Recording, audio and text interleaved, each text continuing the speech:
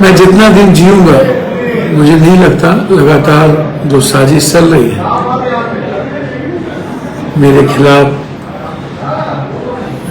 यशस्वी प्रधानमंत्री नरेंद्र मोदी जी भी आए, उन्हें लाया गया। हमारे अजीज भाई नीतीश कुमार जी रोड शो तक किए, कई बार आए। जिनको मैंने सबसे ज्यादा सम्मान दिया, जिसकी इज्जत की, लालू यादव जी, जिनको विपक्ष का नेता बनाया, मुख्यमंत्री बनाने में साथ रहे, हर संकट में साथ रहे, उसने तो मेरी जिंदगी तबाह करने में उनके छोटे साहब, राजा साहब, ठीक है वो राजा है, वो महाराजा है, यादवों ने उन्हें बहुत सम्मान दिया, गरीबों ने भी लालू यादव को बहुत सम्मान दिया, और सबसे ज्यादा सम्मान उनको मुसलमानों ने और गरीबों ने। वो विश्वास अभी हम पर नहीं हो पाया,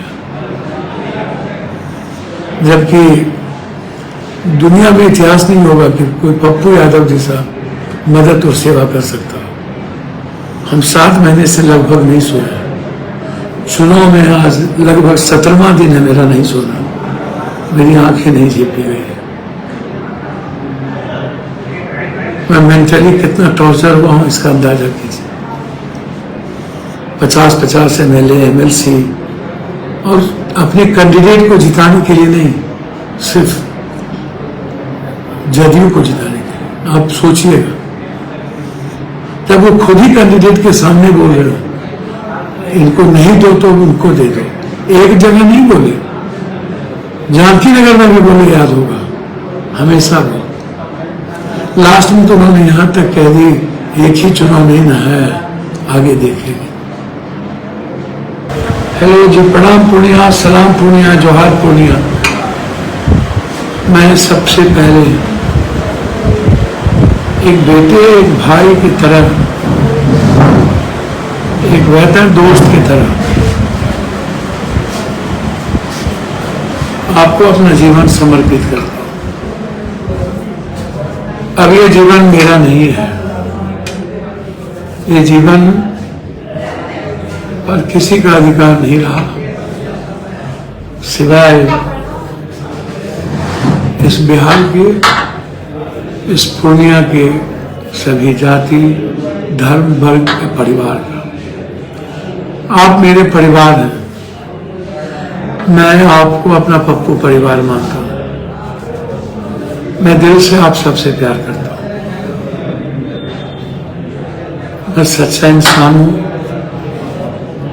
सच जो लगता है मैं दिल से बोलता हूं, और दिल से मैं आप सबका पैर भी छूता हूं, आपके यहाँ भी आता हूं। मेरे आपके यहाँ आने में, आपसे मिलने में, आपके लिए जीने में, आप भी जानते हैं मेरी कोई राजनीति नहीं होती। बिहार के सारे लोगों ने, देश के लोगों ने मेरे प्रति जो आशीर्वाद दिखाई और जो विश्वास, जो उम्मीदें, जो ब्लेसिंग दिया, क्या मेरा जीवन अब किसी और का हो सकता है? मैं दिल से कहता हूं, मेरा जीवन अब किसी का नहीं सिवाय आपके। मेरी जिंदगी कहीं नहीं, कोई धाम नहीं मेरे लिए। बिहार एक धाम, पूर्णिया, सीमांचल, मधेपुरा, सुपौल, सहरसा, कोसी दूसरा धाम, तीसरा मिथिला। मेरे लिए धाम ही है। मैं आपकी बेटे की तरह, एक सेवक की तरह आपके आंसू पूछता रहूं। आपको न्याय के लिए मैं आपके साथ खड़ा रहूं। आपकी खुशियों के लिए मैं अपने जीवन को न्यौछावर कर दूं। यही मेरे लिए सब कुछ है। मैं दिल से आज कह रहा हूं, सबने छोड़ दिया था मुझे, अपनों ने भी, लेकिन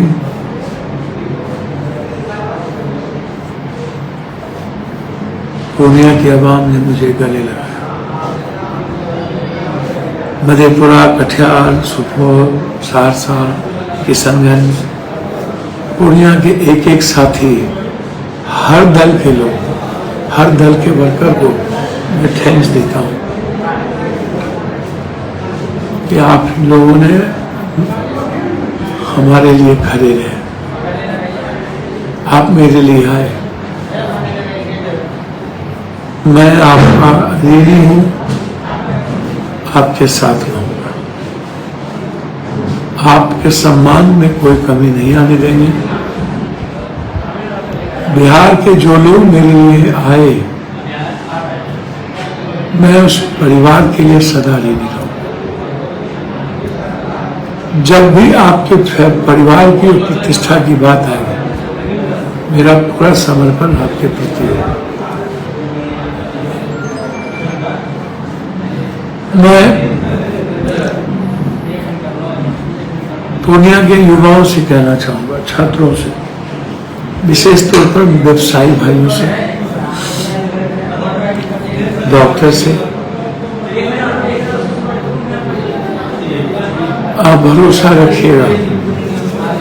जो लोग ये बात करते हैं ना कि पप्पू जी आएंगे तो डॉक्टर के भीतर डर हुआ है, डॉक्टर साहब और व्यवसायियों भाई से पूछना चाहूँगा, मैं 90 से कितना पैसा डेली बांटता हूँ, वो तो 4 के बाद फेसबुक पे है ना, और तो आप जानते हैं, बाढ़ में, कोरोना में, हर घटना में मैं 10 साल 20 साल आपसे दूर रहा। मैं आपसे मेरी मुलाकात हुई डॉक्टर साहब, बिहार के कोई लोग टॉर्चर हुए हैं, मधेपुरा सुपौल के सहरसा के हुए हैं।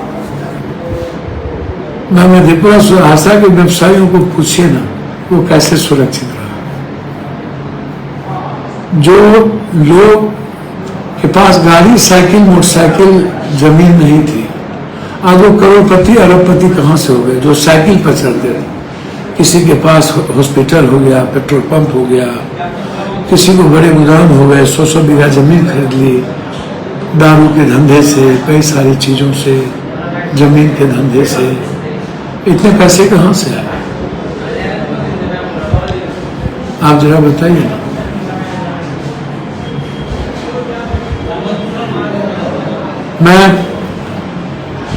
मेरा कोई ठेकेदारी पटीदारी तो रहा नहीं, कोई राजनीति ऐसी की नहीं। जो लोग ऐसे बोलते हैं उनसे क्यों नहीं पूछते हैं कि क्या 20 साल पप्पू यादव थे यहाँ, 20 साल में कोई डॉक्टर कहा, 10 साल जब हम मधेपुरा सहरसा के और मैडम सुपौल के थी तो कोई बात आज तक हुई। देश भर में हम अपराधी माफियाओं के खिलाफ जंग लड़ते हैं, हर घटना में सबसे ज्यादा कौन लड़ा। फिर जो बात मेरे लिए व्यवसाय है, मेरी माँ की तरह है। पूर्णिया की जीवन की तरक्की में व्यवसायियों का खुश रहना मेरे जीवन का पहला कर्तव्य है। डॉक्टर साहब, मेरे भी घर में सारे भाई बहन जीजा, मेरे परिवार के लोग डॉक्टर हैं, मेरे सारे रिश्तेदार यहाँ डॉक्टर हैं, सैकड़ों रिश्तेदार डॉक्टर हैं। क्या वो भी तो डॉक्टर ही है ना।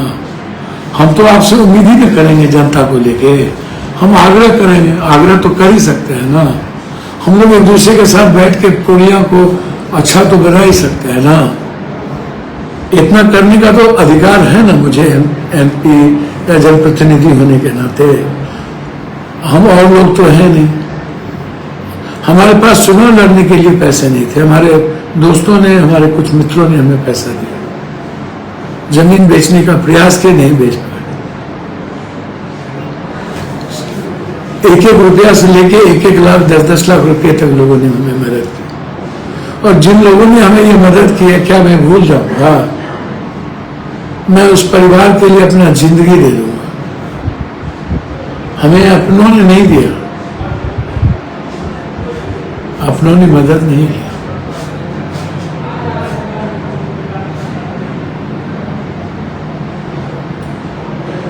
मैं क्या बोलूँगा?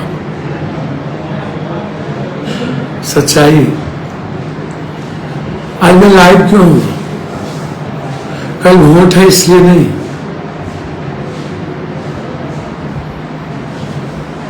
यदि आज आप नहीं होते तो मेरा क्या होता? यदि आज आप मेरा साथ नहीं देते तो मेरे पास मरने के अलावा क्या रास्ते थे? आत्महत्या के अलावा क्या रास्ते थे? पूर्णिया के जनता का सबसे पहला अधिकार अपने बेटे और बेटी से भी बड़ा अधिकार मेरे पर होगा। और मेरा सबसे पहला दायित्व अपने परिवार, अपने बेटा, अपने बेटी से पहला अधिकार आपका मुझ पर है। बात सुन रहे हैं मैं क्या कह रहा हूँ? मुझ पर मेरे परिवार से ज्यादा, हाँ मेरे जायदाद में उनकी हिस्सेदारी हो सकती है, मुझ पर नहीं, मुझ पे नहीं। मेरी सारी जायदाद ले ली मेरे परिवार को, मेरा शरीर सिर्फ आपका है और ये रहेगा। मैं 2-3 बात कहना चाहूंगा, खासतौर पर गरीब लोगों से, मिडिल क्लास के लोगों से, युवाओं से, बेटियों से और माँ से, बहनों से। आपने बहुत उम्मीद हमसे की है, मैं किसी उम्मीद को कम नहीं होने दूंगा। आप 4 जून के बाद देखिएगा, दुनिया देखेगी पूर्णिया को, पप्पू यादव को, सीमांचल को, कोसी को। महाभारत का स्क्रिप्ट तो किसी ने लिखा है, उस महाभारत को नए सिरे से जनता का महाभारत मैं बनाऊंगा। जनता कैसे भगवान होता है ये मैं बताऊंगा। लड़ाई आर पार होगी, साफ है।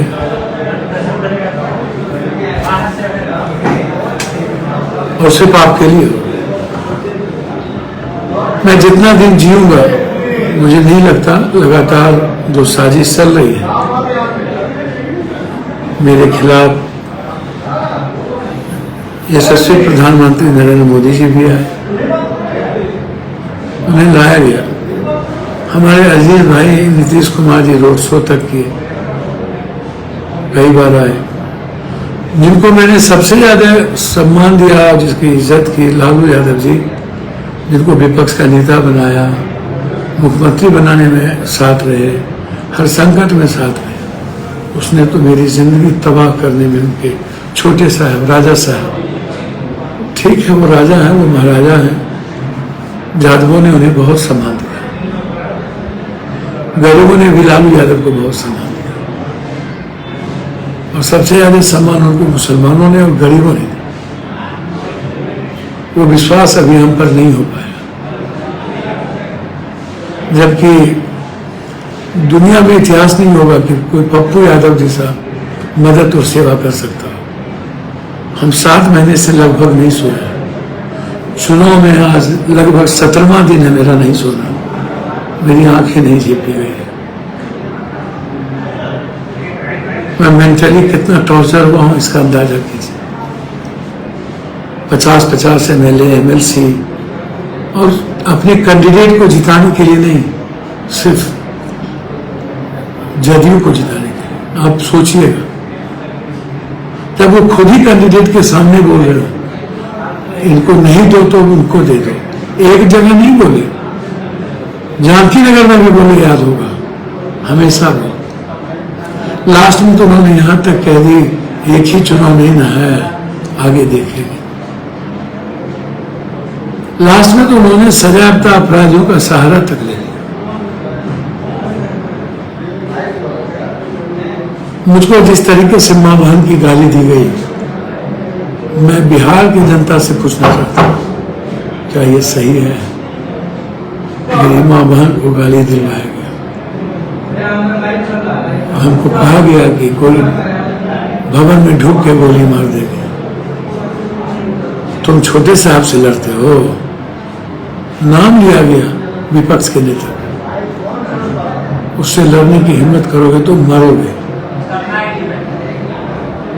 लगता है कि साजिश नहीं होगी। चलिए मरना होगा तो मर जाएंगे, लेकिन मैं आपसे पूछ रहा हूं, कल आपके मां बहन को गाली देता तो आप क्या करते? मैंने एसपी साहब से कहा है कि गुस्सा पूरे बिहार में है, उनको सुरक्षा दे दीजिए या उनको कहीं जेल में रख दीजिए। ये साजिश भी हो सकती है राजा साहब की कि इस तरह की गाली दिलवा करके और उसको किसी से मरवा के पप्पू यादव को फिर इन्वॉल्व कर सकते हैं। वो कुछ भी कर सकते हैं। मुझको गाली तो छोड़ो, 10 जूते भी मारेंगे ना, मैं जवाब नहीं दूंगा। पब्लिक को कोई आंख दिखाएगा तो मैं मर जाऊंगा।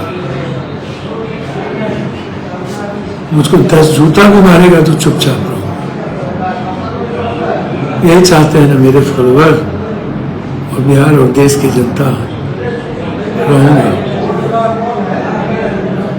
मैं सिर्फ इतना कहूंगा, शुरू से लेकर आज तक मैं कांग्रेस के वर्कर को थैंक्स देना चाहूंगा और कांग्रेस के राहुल गांधी जी और प्रियंका गांधी जी, उनकी ब्लेसिंग अंतिम दिन तक मेरे साथ है। मैं बीजेपी के वोटर्स को थैंक्स देना चाहूंगा जो नरेंद्र मोदी के नाम पर फूल छाप को वोट देते थे। उनका आशीर्वाद मुझे मिला और है।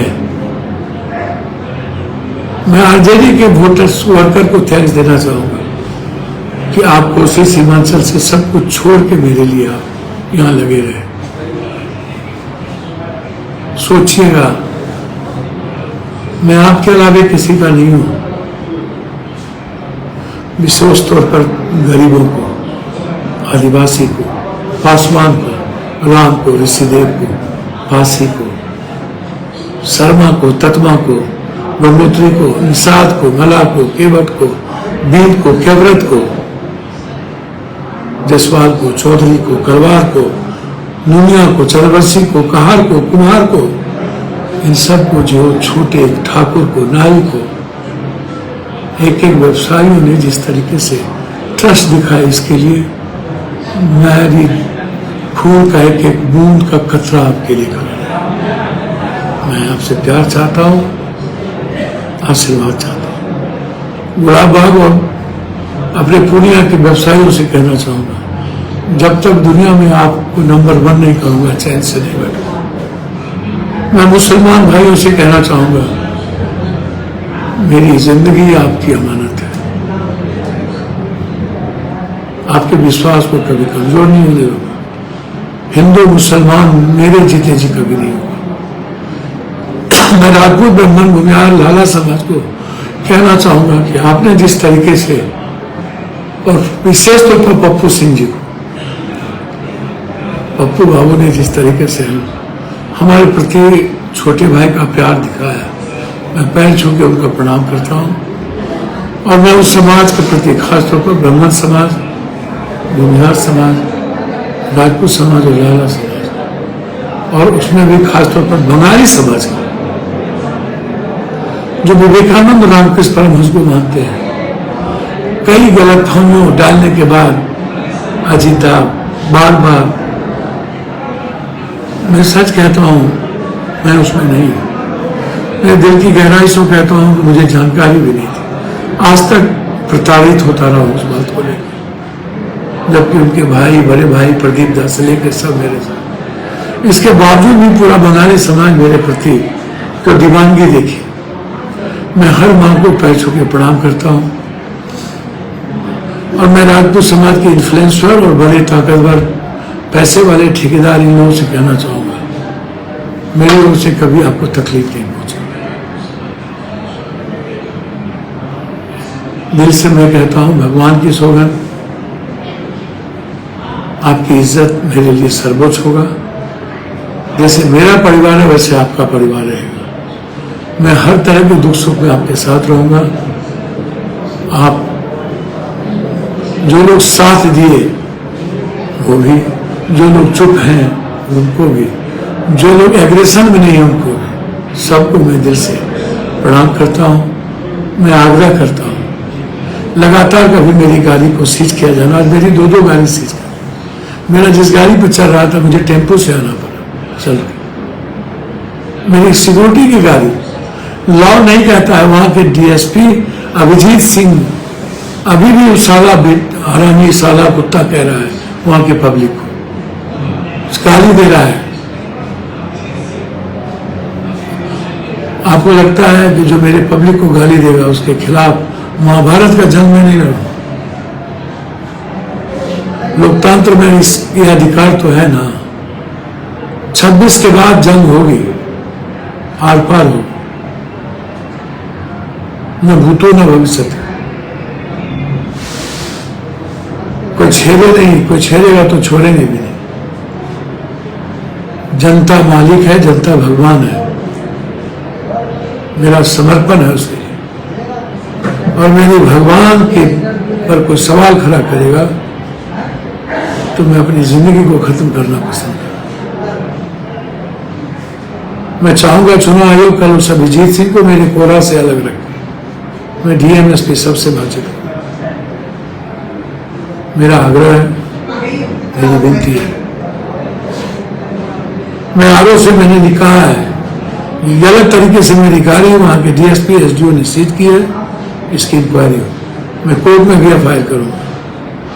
लगातार तंग करने का प्रयास एक पर से किया गया और उसके बावजूद भी आपने हमारी हिम्मत को नहीं टूटने दी।